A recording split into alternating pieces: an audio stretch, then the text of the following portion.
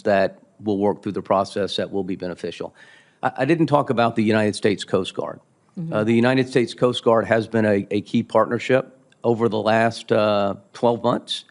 We have signed a memorandum of understanding with the Coast Guard. And so as the Coast Guard executes operations under DHS authorities, we do have the ability to support their operations in a case where they have an authority but they don't have the capacity. And certainly as we look at the security of port facilities, critical infrastructure that supports port facilities, that is we think, a very important MOU. At the same time, if we have a cybercom mission where we're operating on a facility that is specifically suited to the expertise the Coast Guard brings, they also have the ability to reinforce our operations. And so I do think we've made progress. I think there are additional policy recommendations. Senator, I look forward to working with the committee in order to provide those recommendations.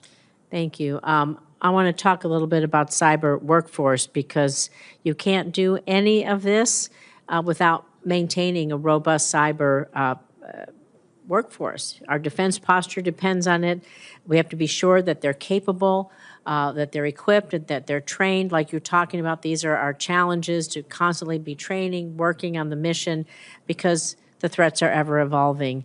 The cyber domain is incredibly dynamic, and achieving mastery is just crucial, and it isn't done overnight. So what steps are you taking in cybercom to make sure that we're keeping our personnel ahead of the curve? And talk to me about the workforce cuts and the hiring freeze, and how that's impacting your ability to meet the mission. Senator Rosen, thanks. First of all, I would like to highlight that over the last year, we've had a number of things that have significantly impacted how we're managing, particularly our civilian workforce. The first is the cyber accepted service. The ability to hire under CES has reduced the lag time by 45%, really from over a year to less than 6 months now, in order to bring civilian personnel on board. That has been impactful. We went through a transition from what we call a combatant command support agency, from the Department of the Air Force to the Department of the Army. I'm in the Army, but I'm not saying one is better than the other. But the transition, did provide a little bit of friction as we worked from one service to the other. We transitioned to the Army last June, and that has improved sort of a repeatable process to bring the civilians on board. And so, and then there have been things like the 4092 authorizations from Congress that have been important and allowed us to hire really, really high-end talent. So I think we are on a glide path. The current hiring freeze has impacted our ability to bring new hires into the force, and we'll continue to work with the department on the way ahead for that. We have, however, not been impacted by any cuts. We have been able to go back to the department and get an exemption. It is important because, as I think you're aware, Senator, we're only a little over 50% manned with our civilian force, but it's because those authorizations have all come really in the last year and a half. So we do think it's important to get the civilian hiring freeze moved, and we do think it's important to be able to rapidly bring talent into the force. Thank you. General, I have just one other question. In early 2024, Congress received a briefing on the command's AI roadmap as required by the fiscal year 2023 National Defense Authorization Act. Given the release of the Chinese generative AI model, DeepSeek R1, what steps has the command taken to accelerate delivery of the capabilities and milestones in this roadmap, and what is needed to make certain that we will be successful in this acceleration? Chairman Rounds, thanks so much for the question. So over a year ago, we produced, again, based on a congressional requirement, so thanks, our AI roadmap that laid out a plan for the next 5 years. Very close partnership with NSA and their artificial intelligence experts.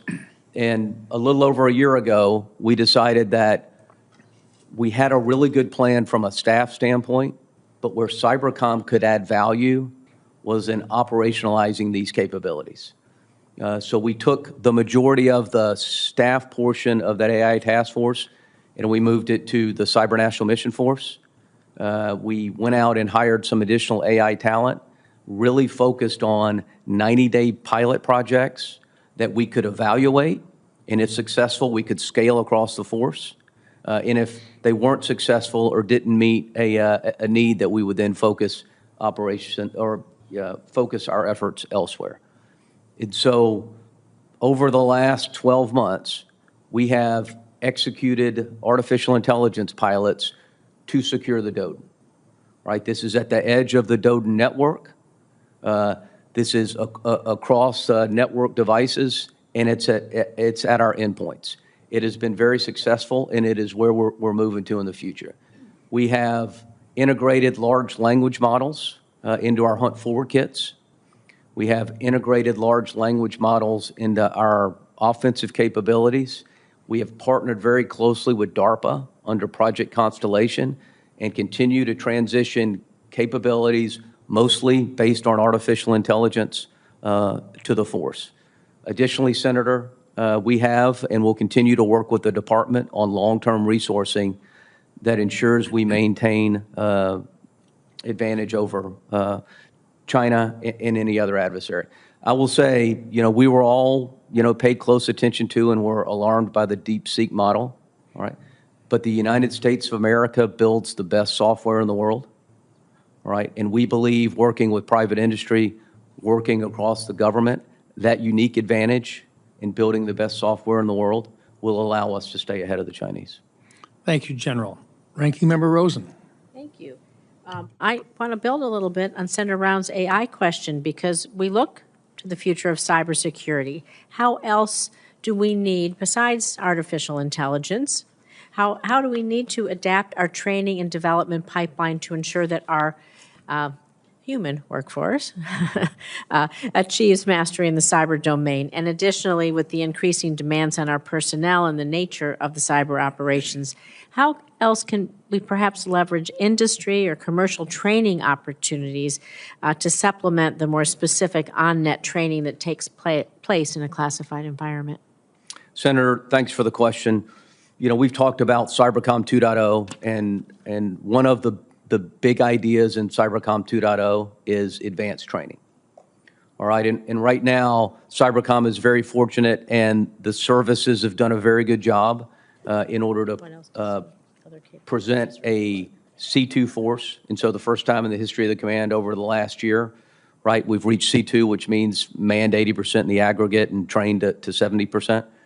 But as we look at things like artificial intelligence and cloud computing and data scientists and other advanced capabilities, we do think that the model we've laid out in Cybercom 2.0 is really where we need to go.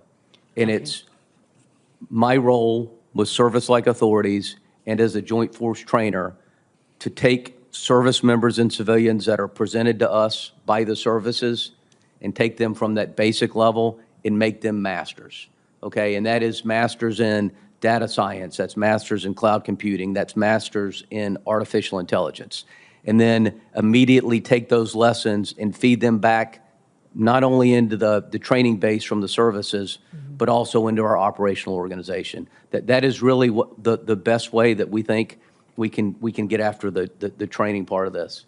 We were also working very closely with private industry. The CRADA authority that the committee has given us also allows us to execute CRADAs with private industry.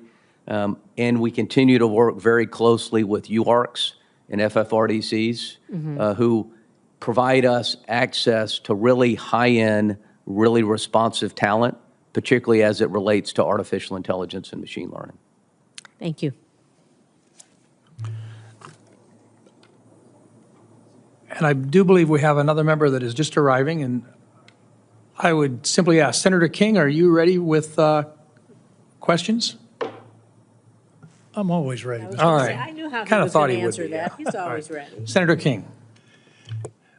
Thank you very much, General, for being here today. I take it my colleagues have talked. I'm sorry, I was at a hearing upstairs in the Intelligence Committee And it was an open hearing, so I can even tell you about it. But in any case, I understand that my colleagues have talked a lot about the firing of General Hawk and how unfortunate that was, so I don't need to plow that ground.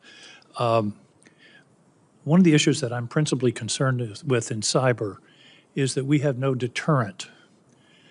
Our strategy in all of our other military and national security approaches is based upon deterrence, except in cyber, where we continually are attacked, as we were Salt Typhoon, for example, going all the way back to Sony.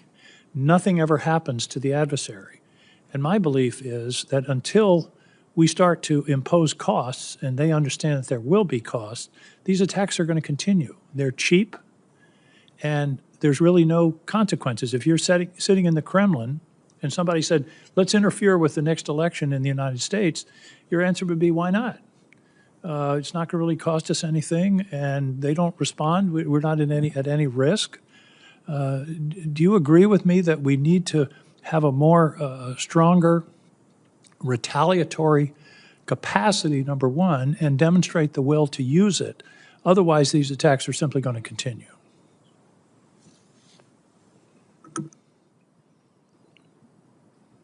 Senator, thanks for your question. It's good to see you again. Yes, sir. So, Senator, we certainly agree that we need to continue to improve our capability in order to deter and respond to attacks. I will tell you that from our standpoint, there is certain activity that adversaries, to include China, will always continue to conduct. And we have got to focus on the most credible capabilities to deter operations that significantly impact the national security. Just like you, I am aware of Salt Typhoon and Volt Typhoon, and while we're certainly concerned about that, and we will certainly develop a broad range of options to deal with that, I will tell you that the fact that we are able to see and observe that activity, and we were able to work with industry partners in order to build defenses against that activity is something that provides us some advantage vis-a-vis adversaries like the Chinese. And I assure you, we are dedicated to developing options in order to counter that. And I would be more than happy to work with your staff in a different setting to provide you some details. Well, I understand that you have capacity and you have capabilities. We demonstrated that in 2018 with the Hunt Forward, Defend Forward that General Nakasone initiated. So I understand we have the capacity. My problem is we don't have a doctrine. We don't have deterrence doesn't work unless the other side knows about it. Dr. Strangelove, why didn't you tell us about the doomsday machine? Well, the premier likes surprises. A deterrent isn't a deterrent. It takes three things: capacity, which we have; will, which we apparently don't have; and knowledge of the adversary that we have those two things and that they are being held at risk. So I'm not questioning the capabilities. What I'm questioning is, here we are with Salt Typhoon, 2 or 3, 6 months ago, nothing's happened, no response, like I said, we haven't even responded to the Sony attack, and that was 10 or 15 years ago. There's never a price to be paid by our adversaries, and until we develop that theory, it seems to the concept of deterrence, and let them know that they're at risk, they're going to keep doing what they're doing. I understand defending and working with our private sector partners, that's all good.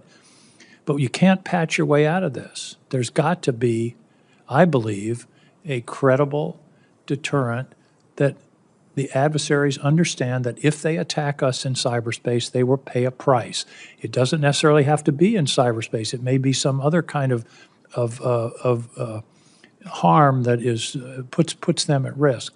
But the point is, until we start to develop that doctrine and let our adversaries know, it's going to keep happening. So, Senator, acknowledge your concern.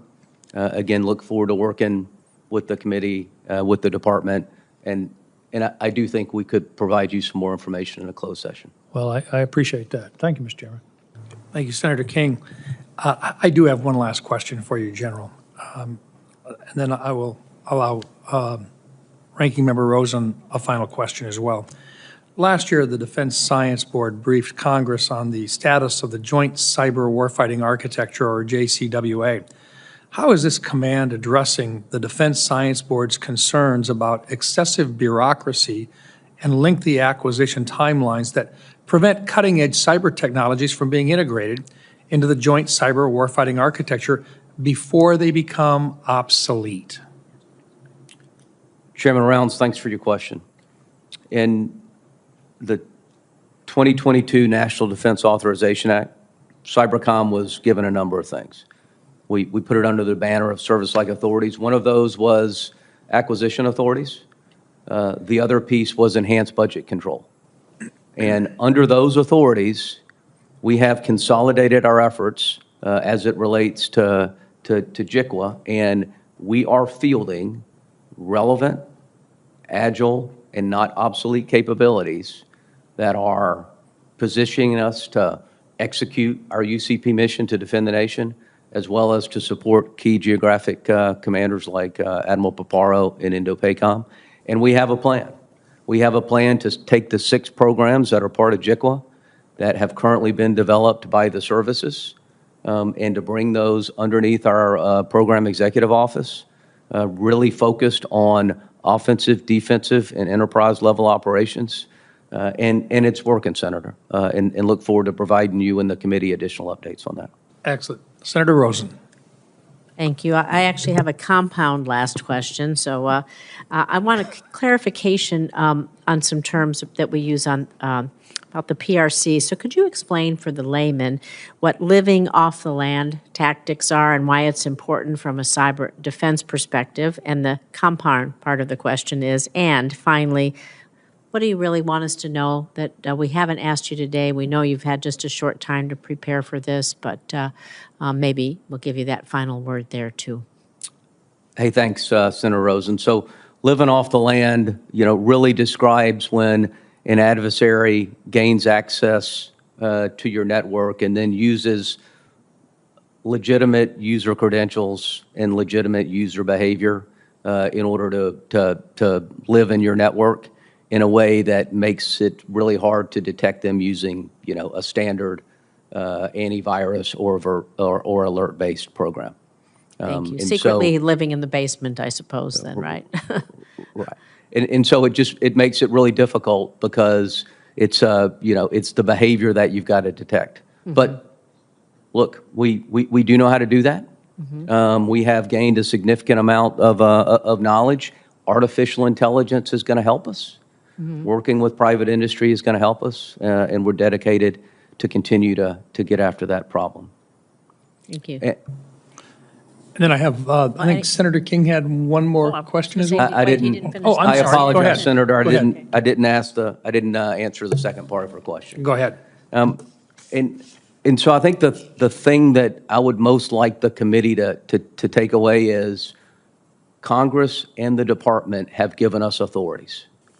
All right, they've given us service-like authorities. They've given us control of the resources that apply to the COF1, so the Cyber Mission Force, mm-hmm. and the headquarters that employ them.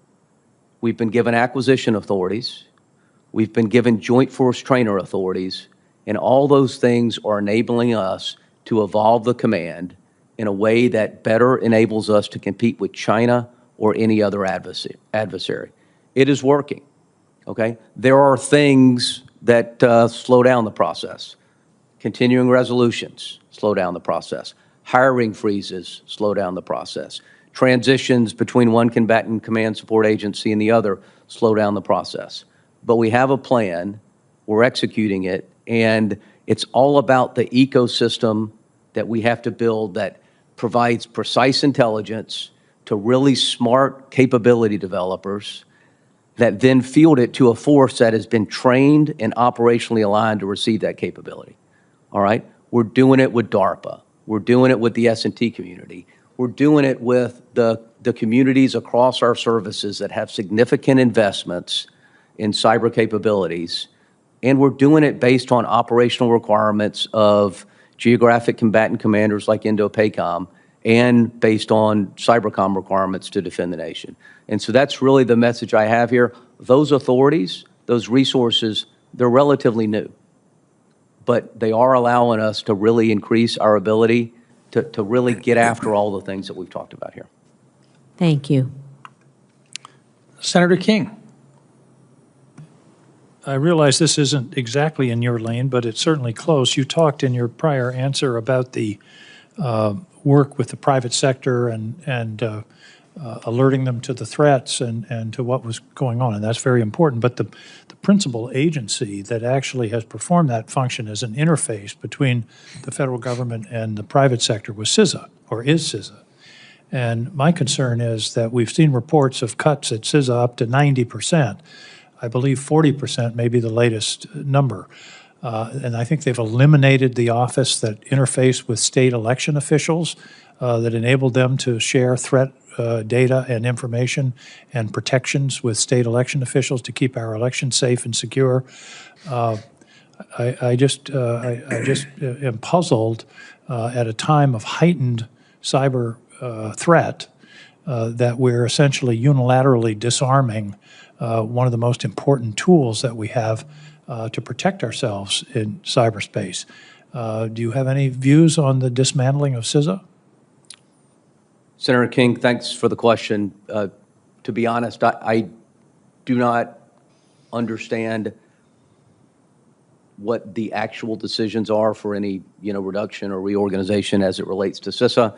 I will tell you that we continue to talk to CISA leadership, and we continue to share information with CISA leadership as it relates to threats that are relevant to their mission for defenses in the United States. Mr. Chairman, I realize that, again, this isn't his lane, but this subcommittee is dealing with the issue of cyber, and CISA is one of our most important tools to deal with that, and they've been very effective. And having worked with some members of the private sector that have worked with CISA, it took years to build a trusting relationship between this government agency and these companies, as well as the state election officials. I remember when that initiative first started, and those state election officials were very reluctant to interface with this federal agency, but they became very, I wouldn't say dependent, but they became very engaged with CISA in the last several elections, and to basically